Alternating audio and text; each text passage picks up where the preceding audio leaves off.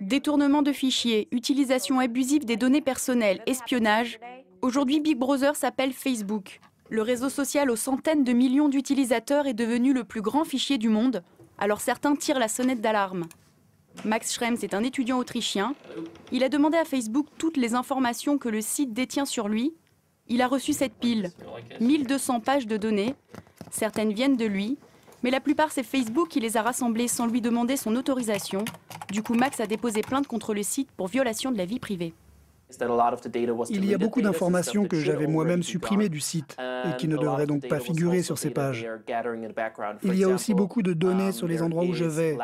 Or, je n'ai jamais entré sur Facebook aucune information de géolocalisation. Mais Facebook sait à partir de je ne sais quelle autre donnée où je me trouve quand je me connecte au site. Bref, Facebook nous suit partout, et mieux que les services de renseignement.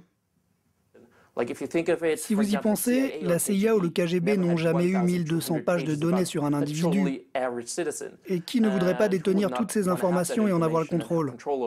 Parce que dès que ces informations sont sous votre contrôle, vous contrôlez aussi la personne. Un contrôle que les États aimeraient bien partager, d'où leur réticence à poursuivre le site. Et selon Max, c'est auprès de Facebook qu'il ferait des demandes d'informations.